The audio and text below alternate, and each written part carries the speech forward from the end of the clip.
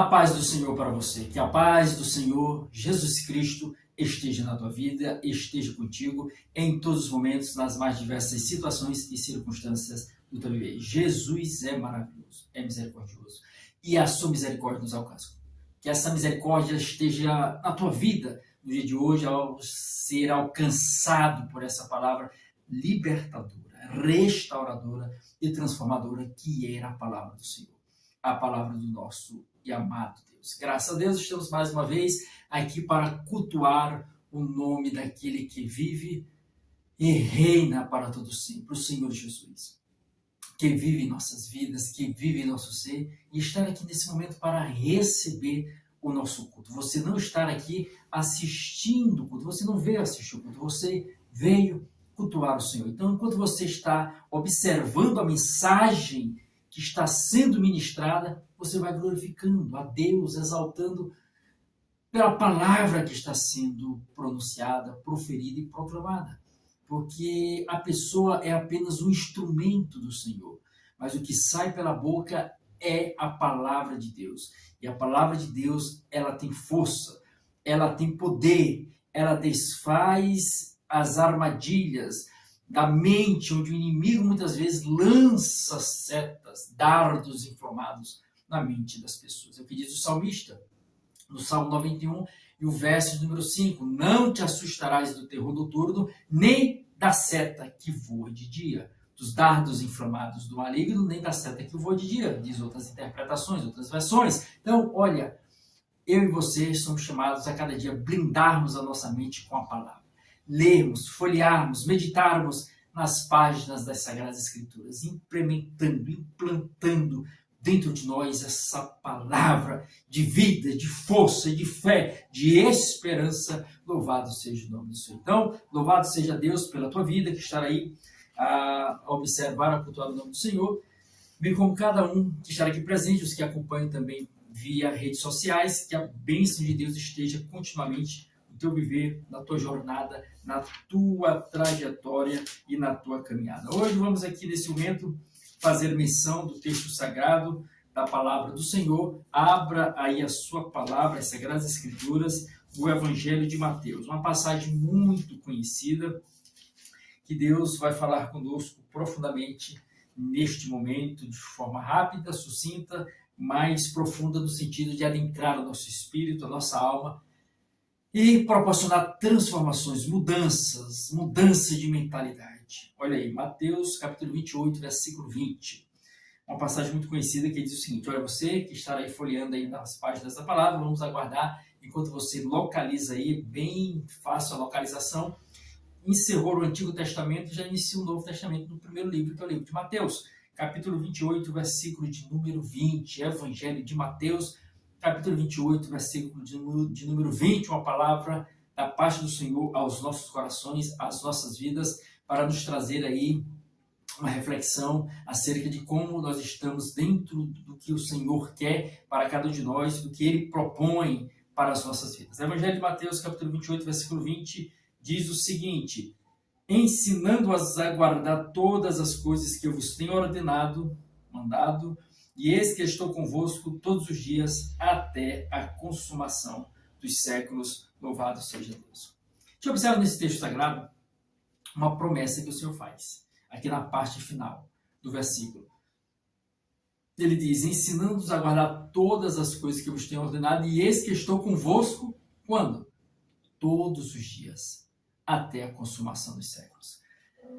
O Senhor, Ele veio a este mundo. Todos nós conhecemos a história que Ele veio. Ele nasceu, teve toda a sua infância, a fase como criança, como adolescente, juventude, até a maturidade, e inicia seu ministério. E desenvolve todo o seu ministério. Nesse percurso, Jesus tem contato com diversas pessoas, dentro das mais diversas classes e faixas etárias que ele passou. Foram contatos, através desses contatos foram tendo experiências, tendo relacionamento. E Jesus depois, já na maturidade, inicia o seu ministério. Ele acaba formando o seu grupo com 12 apóstolos e começa a ministrar, a disseminar a palavra do Senhor, a vontade vontade de Deus, o reino de Deus aqui na terra. Quando Jesus surge e aparece, acaba ocasionando uma ruptura com o modelo de ensinamento que era feito naquela época. Porque as pessoas que seguiam Jesus, as pessoas que iam ao encontro de Jesus, começaram a fazer correlações, sim, como Jesus ensinava e como era feito o ensino por parte dos religiosos da época. E as pessoas, elas não somente viam, mas sentiam algo dentro delas. Algo diferente quando Jesus abria a sua boca, quando ele proferia os seus discursos, a sua mensagem, algo acontecia internamente dentro das pessoas. Isso fazia com que as multidões iam fluindo em torno da presença do Senhor.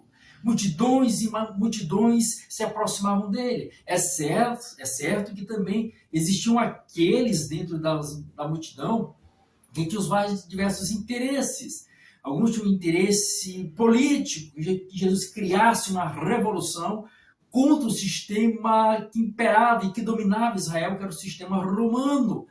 Também alguns queriam ali também ter de Jesus alimento físico. Jesus já tinha multiplicado os pães e os peixes, a palavra ela cita 2 episódios onde isso ocorreu, e as pessoas, essas notícias, elas corriam de forma rápida, chegavam às pessoas e muitos iam em torno de Jesus com esse interesse também de saciar a sua fome, porque ouviam falar que um certo homem multiplicou pães, peixes e alimentou multidões. Então, são os diversos interesses que estavam ali. Então, a presença de Jesus era uma presença que marcava, que impactava nos mais diversos sentidos, nas mais diversas carências que a sociedade da época tinha e ia em torno dele para ter essas carências saciadas. Então, quando algo acontecia, não, existe ali um pregador, existe ali um profeta,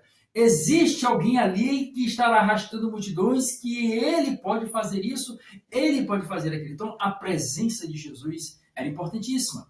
Como eu já falei, torno a repetir, causava impactos positivos para alguns, negativo para outros. Por exemplo, a cúpula política da época se sentia intimidada. Com medo de perder o poder sobre o povo, começaram a maquinar, a criar situações para prender, aprisionar, derrubar Jesus, porque viam Jesus como uma ameaça. Você observa a diferença entre poder e autoridade. Os sacerdotes da época tinham poder, porque a posição, o cargo que ocupavam, davam a eles poder sobre o povo. Mas Jesus não tinha o poder humano no sentido de ter um cargo na sociedade, mas Jesus tinha autoridade. E mesmo os sacerdotes tendo poder, não conseguiam atrair multidões como Jesus atraía. Porque apesar de Jesus não ter poder humano, olhando para esse aspecto do Estado social, mas ele tinha autoridade. Autoridade. Alguns soldados, quando foram para prender Jesus, que não prenderam e trouxeram a resposta aos que haviam enviado, perguntaram: por que vocês não os trouxeram? Não trouxeram? Ninguém falou como ele falou, como ele fala. Então Jesus tinha autoridade. E essa autoridade era sentida. Então a presença de Jesus ocasionava esse impacto de forma positiva, mas de forma negativa para as autoridades da época, que tinham posições sociais e se sentiam, torno a repetir, intimidadas com a presença de Jesus. Então, a presença de Jesus é marcante. A presença de Jesus foi marcante nas mais diversas etapas, ou então escalas. Aqueles que iam em torno de Jesus tinham um certo impacto da presença de Jesus. Iam buscar alimento, iam buscar uma palavra, iam buscar libertação, iam buscar cura, iam buscar restauração, iam buscar a ressurreição de algum morto, alguém morto. Tinha um certo impacto. Mas o maior impacto, quem sentiu, o maior impacto da presença de Jesus eram os apóstolos, que estavam em torno dele. Jesus estava com as multidões, os apóstolos estavam. Mas quando Jesus se retirava, só um grupo mais restrito estava com ele, que eram os apóstolos. Então, a presença de Jesus na vida dos apóstolos era algo de uma influência maior do que em correlação com as demais pessoas e as multidões. Então, chega um momento em que a presença física de Jesus é retirada. Jesus é preso, Jesus é humilhado, torturado, esbofeteado, recebeu chicotes, depois vai e é crucificado e ali morre na cruz. Morre não, se entrega, porque a morte não tinha poder para matá-lo, então ele se entrega. Ele suspirou: em tuas mãos entrego o meu espírito ao Pai. Então, quando isso acontece, isso foi um impacto grande para as pessoas, mas principalmente para os apóstolos, porque a presença física não estava mais lá, mas Jesus já havia relatado a eles que iria ressurgir, ressuscitar, e assim aconteceu. Jesus ressuscita, aparece às mulheres ali, primeiramente, depois aparece aos discípulos, depois aparece novamente para um grupo maior de pessoas, e é elevado aos céus, ali como diz Atos capítulo 1. E os apóstolos olham para cima, começam a olhar, aí dois seres angelicais dizem: por que estáis olhando para cima? Esse mesmo Jesus que vocês estão vendo subir, há de voltar mais uma vez. Mas a presença física não estava mais lá. Mas Jesus havia feito uma promessa, que estaria presente. Mesmo fisicamente não estando lá, sua cara, no seu corpo, fisicamente, ele prometeu estar presente. E aí onde entra essa mensagem. Onde entra esse texto que nós acabamos de ler, ensinando-os a guardar, Mateus 28, todas as coisas que eu vos tenho ordenado, Mateus 28, verso 20. E eis que estou convosco todos os dias, até a consumação dos séculos. Jesus fez uma promessa de estar todos os dias, não somente com os apóstolos naquela época, como ele esteve, mas de forma sequencial, atravessando as mais diversas gerações e chegando nos dias atuais. Essa mesma palavra que foi proferida há mais de 2000 anos atrás, ela continua viva, de pé, permanente e verdadeira para se cumprir em nossas vidas. Jesus prometeu estar presente todos os dias. Sim, nós podemos contar com a presença dele. Nós podemos sentir a presença dele. Ele prometeu, olha, quando se fala de promessas, algumas pessoas tendem a ficar aí meio que com o pé atrás, porque cada um que está observando, vendo esta mensagem, esta pregação, ouvindo, escutando essa pregação, pode ser que teve diversas decepções na vida em relação a promessas. Quem sabe alguém próximo de você, do teu ciclo de intimidade, te prometeu algo, que iria fazer, que iria realizar, e quando chegou o momento, em vez de acontecer o que a pessoa havia prometido, a pessoa não cumpriu, a pessoa não realizou, a pessoa não cuidou, a pessoa não fez nada. Ou seja, ela lançou uma promessa, mas a promessa não aconteceu, não se executou, criando em você, quem sabe, alguém que está vendo essa mensagem, você ficou aí meio que triste, é natural, ficou desanimado. E alguns acabam tendo essas experiências na sua vida e querendo, através dessa experiência ruim, de promessas não cumpridas, acabar levando essa promessa para o aspecto geral, acreditando que ninguém pode cumprir o que prometeu. Não, as pessoas são falhas, elas prometem, mas não cumprem. Aí a pessoa acaba generalizando.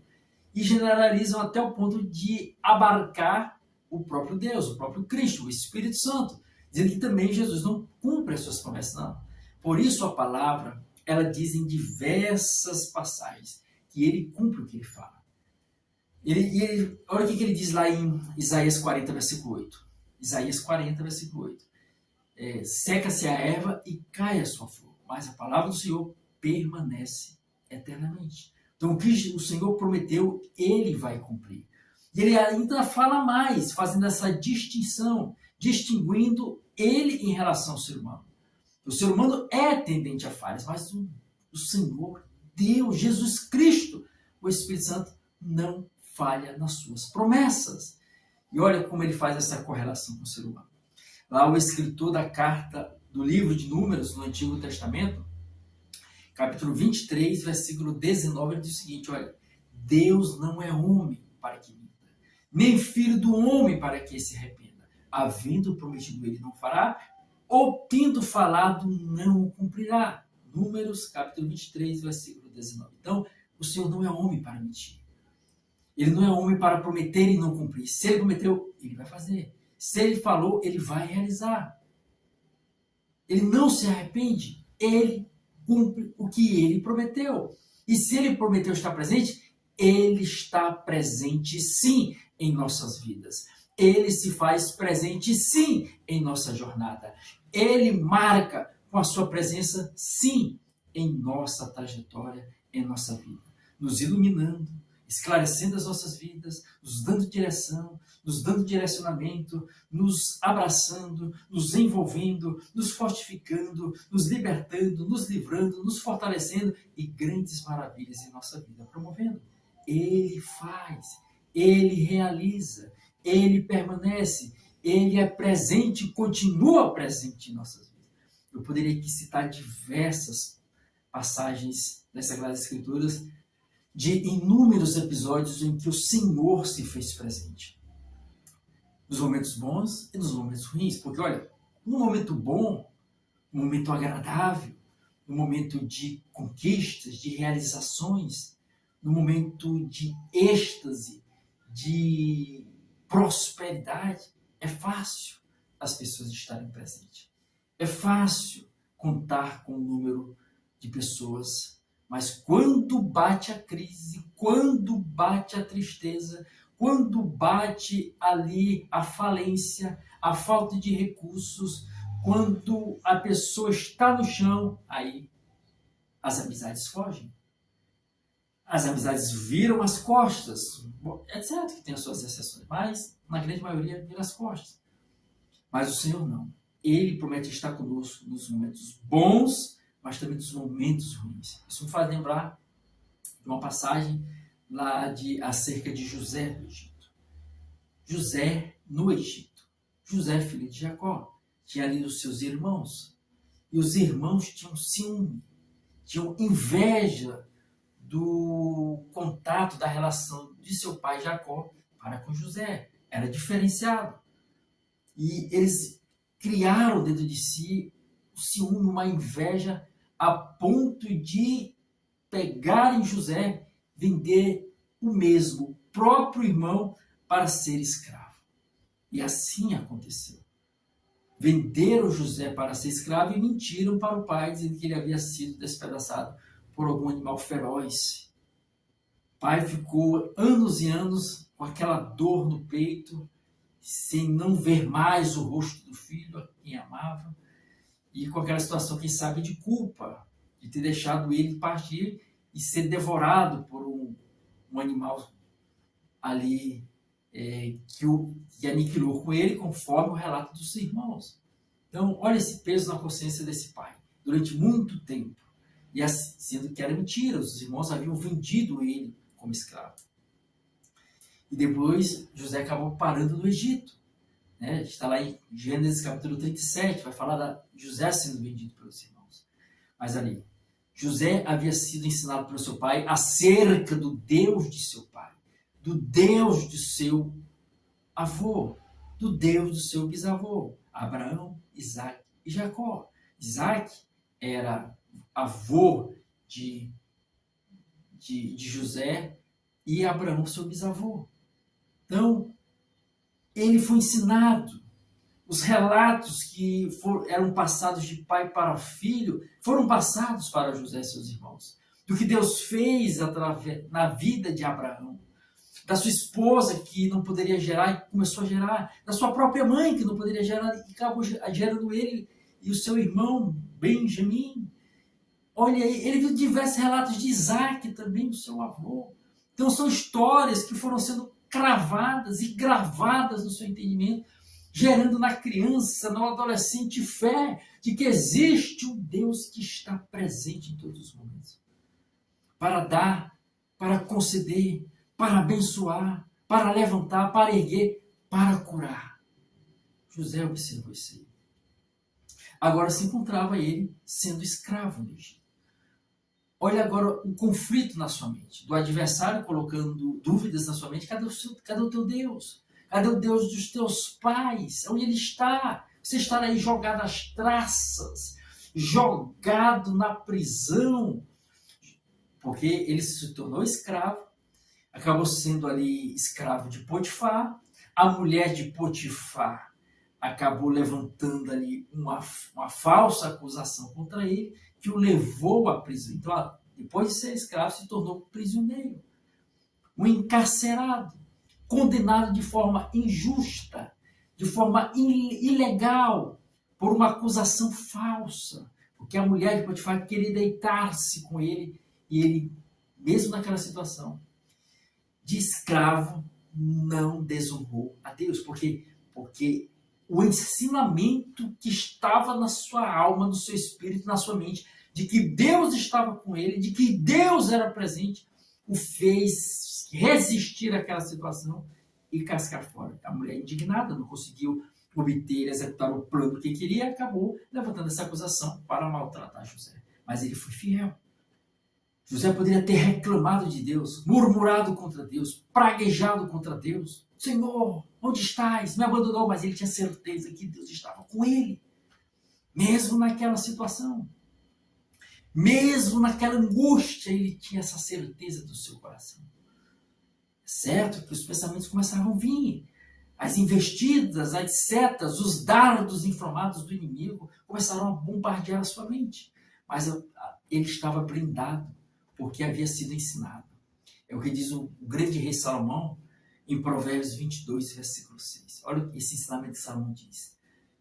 Provérbios 22, verso 6. Ensina a criança o caminho que deve andar, e quando for velho, não se desviará dele.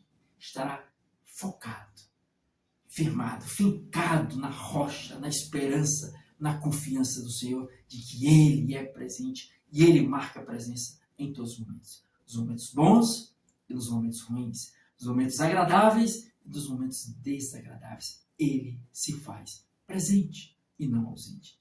E a gente pode observar isso. José sofreu, José padeceu em certa situação, né? Ser traído pelos próprios irmãos. Olha essa dor emocional na sua alma, que com certeza ficava remoendo seus pensamentos, mas a confiança dele em Deus permanecia inabalada. Olha a situação de ser vendido por escravo, ser vendido para ser escravo, agora prisioneiro, mas ele permanecia com a fé, ele permanecia na confiança. E a presença do Senhor era com José, porque aonde ele tocava, prosperava. O que ele fazia, crescia. Potifar notou isso na sua casa. O chefe do cárcere, da prisão, do presídio, notou isso, que quando José chegou, mudou a situação da prisão. A presença de José, por causa da presença de Deus na vida de José. E Deus exaltou José. O homem que havia sido vendido para ser escravo se tornou lá na frente governador de toda a terra do Egito. Por que não dizer de todo o mundo? Porque o Egito era a potência mundial da época. Como hoje, nós temos aí potências mundiais, dentre essas que se destaca são os Estados Unidos, são os americanos como potência financeira, potência econômica, potência bélica, potência tecnológica, potência científica, uma potência mundial. Na época era o Egito. Então, José foi levado a uma posição que ele governava todo o Egito, governava todo mundo. Só prestava contas a Faraó, mas toda a administração estava nas mãos de José. Olha aí.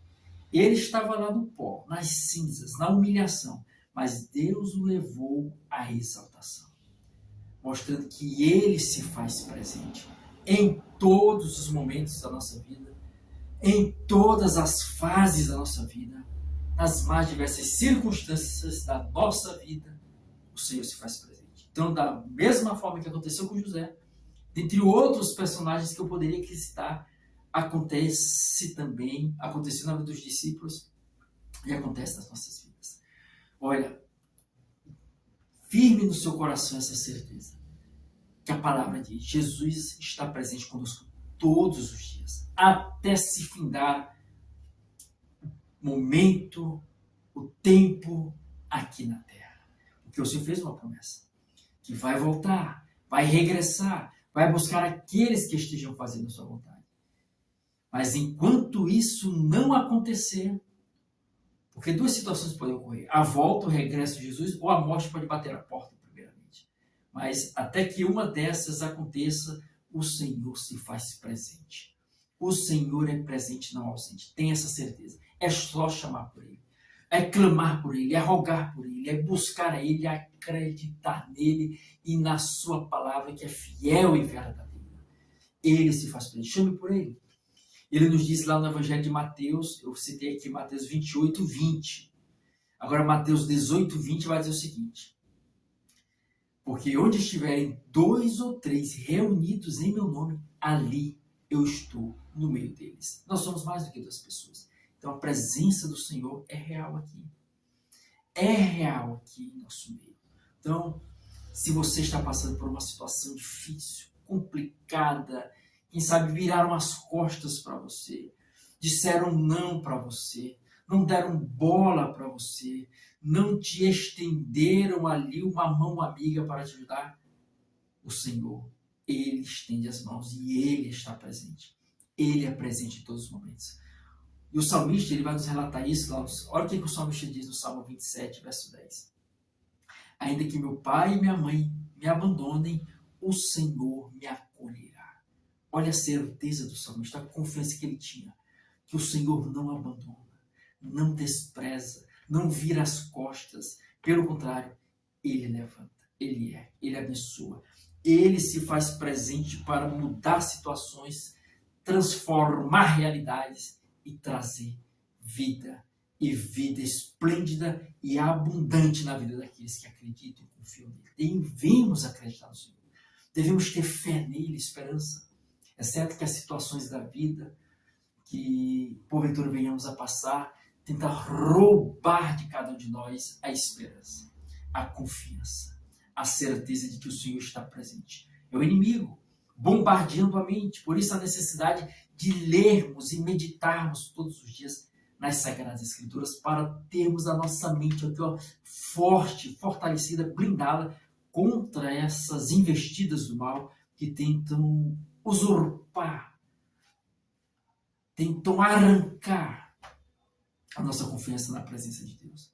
Então, nós somos chamados a ter essa fé, essa esperança de que Ele se faz presente. Então, chega por Ele. Ele nos deu um mecanismo maravilhoso, um instrumento poderoso chamado oração. A oração é uma conversa, é um diálogo. Você vai conversar com Deus, você vai se abrir com o Senhor Jesus e falar o que você está passando, o que você está atravessando, o que você está desejando, querendo, buscando para que venha a ser resolvido, solucionado. Apresente a Ele. Converse com Ele, dialogue com Ele, estabeleça com Ele esse contato, essa conexão, essa aproximação. Todos os dias nós temos essa oportunidade. Todos os dias nós temos esse momento para conversarmos com Ele, para dialogarmos com Ele. Porque Ele é presente em todos os momentos da nossa vida. Em todas as circunstâncias, Ele é presente. Ele está presente. Ele prometeu e Ele é fiel para cumprir. Então, firme no seu coração essa esperança, essa certeza, essa confiança de que o Senhor, Ele não te abandona de maneira alguma. Ele continua conosco todos os dias. E assim como Ele foi com a vida de diversos homens e mulheres que os relatos das Sagradas Escrituras nos trazem, Ele é conosco também. Olha o que Ele nos diz através do profeta Isaías. Capítulo 41, versículo 10. Não temas, porque eu sou contigo. Não te assombres, porque eu sou teu Deus. Eu te fortaleço, eu te ajudo e te sustento com a minha destra fiel. Ele é presente em todos os momentos. Então, levante-se nesse momento com essa certeza no seu coração, com essa fé renovada na tua vida. E alimente mais a sua fé, lendo, meditando na palavra. Porque Paulo diz em Romanos 10, verso 17, a fé vem pelo ouvir e o ouvir a palavra de Deus. Não, você está ouvindo a palavra de Deus, mas continue meditando e lendo aí no seu ambiente familiar a palavra. Não deixe de meditar e de se alimentar com a palavra, porque a palavra é pão, é alimento, é salvação e restauração. Jesus está presente. Deus te abençoe, em nome de Jesus. Convido agora, nesse momento, aqui à frente, as pessoas que desejam entregar a sua vida ao Senhor Jesus. Vem até aqui à frente, vamos orar, apresentar você ao Senhor. Então, se aproxime aqui, você que está nas redes sociais, se aproxime do aparelho. Peço que você se ajoelhe, não diante do homem, mas diante do Senhor, em reverência à presença dele. E repita comigo essa oração. Diga: Senhor Jesus, perdoa os meus pecados, purifica-me teu sangue, escreva os que estão reconciliando, diga: reescreva meu nome no livro da vida, firma em teus caminhos, me receba como filho, como filha, em nome de Jesus. Amém. Agora deixa eu orar. Pai, te apresento cada vida que te recebe como Senhor e Salvador. Perdoa os seus pecados. Purifique teu sangue. Escreva e reescreva os seus nomes no livro da vida, em nome de Jesus. Receba como filho, como filha, em nome de Jesus. Amém. Graças a Deus. Se levante como salvo. Em nome de Jesus que você está salvo do Senhor. Continue firme, né? Que a Bíblia diz lá, a palavra diz lá em Mateus 24, verso 13. Aquele que, porém, que perseverar até o fim, esse será salvo. Então você deu um passo agora é continuar até Jesus voltar, ou então até quando ele te chamar. Agora eu quero convidar aqui na frente quem quer receber da parte do Senhor e acredita que o Senhor pode te curar. Vem até a frente, vamos orar acreditando nele, que ele quem cura segundo a fé e a confiança que se é depositada nele. Então vem até aqui à frente e vamos orar. Pai Santo, te apresento cada vida que nesse momento pede a ti a cura. Vem curar em nome de Jesus. Nós repreendemos as enfermidades, as doenças, em nome de Jesus, pedimos a Ti e pela fé te agradecemos pela cura, em nome de Jesus. Amém. Graças a Deus. Agora você que quer ser batizado com o Espírito Santo, falar em outras línguas, venha também aqui, vamos orar em nome de Jesus. Você vai só dizer glória a Deus, aleluia. Glória a Deus, glória a Deus, glória a Deus, aleluia, aleluia. Feche os olhos, fale essas palavras e se concentre na palavra de Deus ou de algo maravilhoso que Deus fez na tua vida. Nós vamos orar. Pai Santo, te apresento cada vida que nesse momento deseja e almeja o batismo com o Espírito Santo e falar em outras línguas, Pai.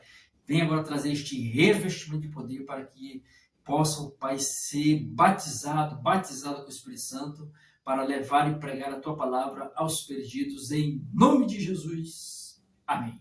Graças a Deus. Então, se levante curado, se levante na certeza que foi batizado. Se não falou em línguas, continue buscando em casa, dando glória a Deus, aleluia, e tendo fé, certeza. Não pare de buscar até o Senhor te batizar, se você não tiver sido batizado. Então, Deus abençoe a todos em nome de Jesus. Agradecemos ao Senhor por mais essa oportunidade e vamos orar encerrando. Pai Santo, obrigado por mais esse culto na Tua presença. Abençoa cada vida, cada pessoa. Despede em paz para os seus lares, guardando, protegendo, livrando, nos dando uma semana abençoada, um dia maravilhoso. Tudo isso nós pedimos e pela fé, segundo a Tua vontade, agradecemos em nome de Jesus. Amém. Graças a Deus.